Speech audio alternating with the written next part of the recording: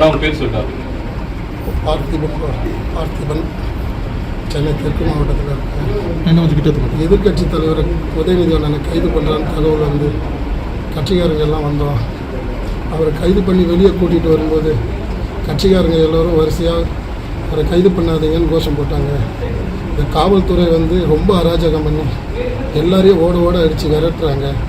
என்னை அப்படியே சுற்றி போட்டுக்கிட்டாங்க. எல்லா அதிகாரிகளும் எல்லா காவல்துறையை சேர்ந்தோம் போட்டு அடி முதுகில் ஃபுல்லாக முதுகு தலை இஷ்டத்துக்கு எந்த பக்கம் தான் கைவத்துன்னு தெரியல. எல்லோரும் ஒன்றா சேர்ந்து அடிக்கிறாங்க. எல்லா கட்சிக்காரங்களும் போட்டு அடிக்கிறாங்க. நீங்கள் ஃபேஸ்புக்கு வாட்ஸ்அப் எல்லாத்தையும் பாருங்கள், எல்லாரோட மீடியாவிலையும் பாருங்கள். நான் அடிச்சது அப்படியே தெரியும். ரொம்ப அராஜகங்க.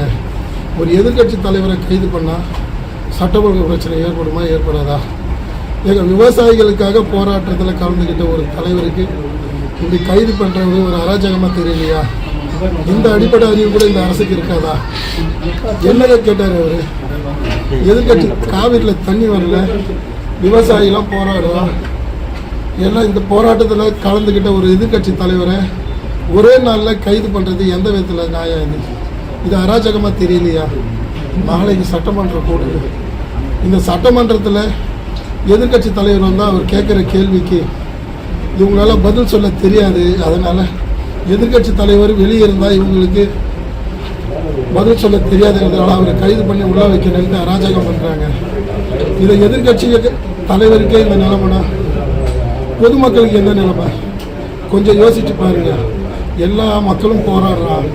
இந்த ஆட்சிக்கு வந்த 3-4 மாதத்தில் தமிழ்நாடே தரங்கட்டு போச்சு. முடியலைங்க, இந்த ஆட்சி முடியலைங்க.